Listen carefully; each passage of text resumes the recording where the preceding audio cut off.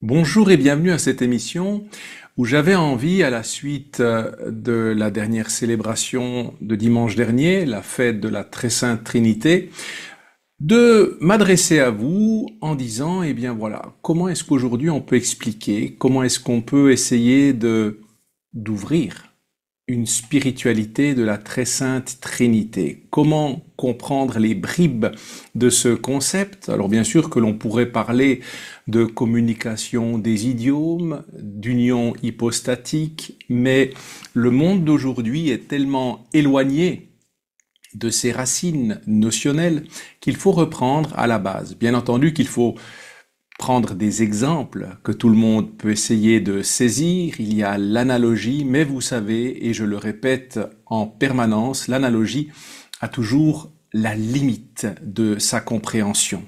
Comparaison n'est pas raison, mais ça permet de comprendre un tant soit peu certains concepts qui restent de l'ordre de la mystagogie. Tout d'abord, dans l'évangile de dimanche dernier, on peut lire j'ai encore beaucoup de choses à vous dire, mais pour l'instant, vous ne pouvez pas les porter. Est-ce qu'il nous arrive à des enfants, à des personnes, de leur dire cela? Parce qu'il y a des moments, il y a des étapes, il y a des âges où on n'est pas apte à comprendre certaines choses. On assiste à certaines choses, on comprend à notre niveau, mais on ne peut pas s'adresser à des enfants comme on s'adresse à des adultes, notamment au niveau de l'exemple, au niveau de l'analogie, parce que certains exemples ne pourront pas être saisis à certains âges. Et c'est pour ça que dans le domaine biblique, l'herméneutique est très important. Comment ne pas perdre quelque chose de fondamental? Comment ne pas le trahir, le pervertir ou le diluer dans une transposition à une société particulière? Alors, tout d'abord, ce que j'aimerais dire, c'est que dans toute l'histoire du salut, la Trinité, une seule essence, avec trois personnes, est active, est en action totale, permanente et indissociable.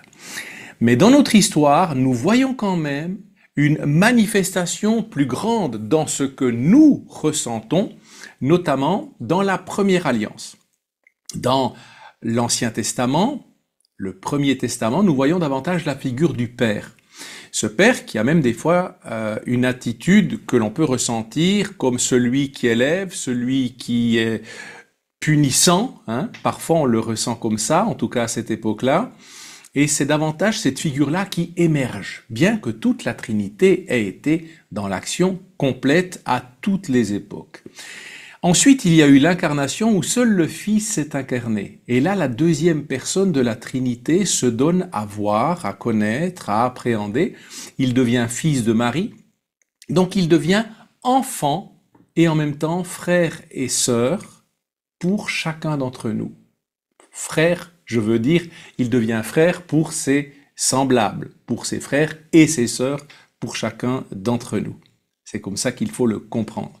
Jésus a eu besoin d'être élevé comme tout enfant. Il a eu besoin d'être enseigné, d'être corrigé. Et donc il a fait l'expérience aussi dans sa corporéité de la filiation. Et donc nous voyons ces deux visages qui émergent dans notre compréhension humaine. Tout d'abord, le visage du Père plutôt dans la première alliance qui s'est donné à voir, que l'on appréhende comme ça. Et ensuite, le visage du Fils en tant que Christ, vrai Dieu et vrai homme. Et dès la Pentecôte, c'est la troisième personne de la Trinité qui se donne davantage à appréhender. Et cette troisième personne de la Trinité, c'est l'Esprit Saint. Alors c'est vrai que par analogie, ça peut sembler assez évident de pouvoir essayer d'expliquer la paternité ou la filiation. Tout un chacun fait l'expérience déjà de la filiation dans sa jeunesse, dans son adolescence et jusqu'à l'âge adulte, de devoir être fils, d'être fille, être frère et sœur de quelqu'un.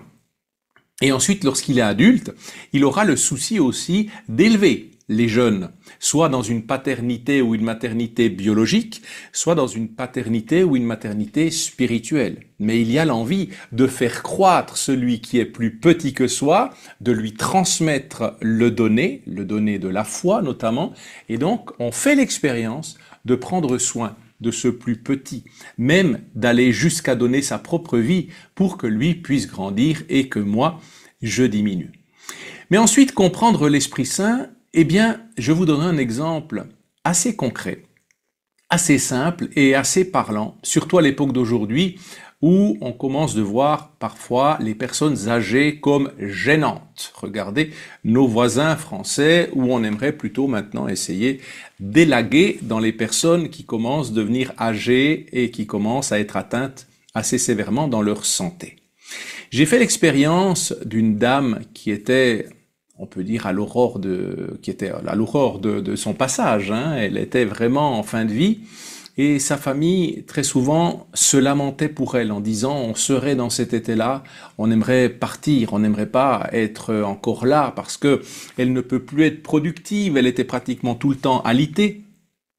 Et c'est vrai que les personnes se disant en perdant ses facultés, sa capacité corporelle, même ses sens étaient atteints, eh bien il disait, nous serions dans cet état-là, nous ne demanderions qu'à partir.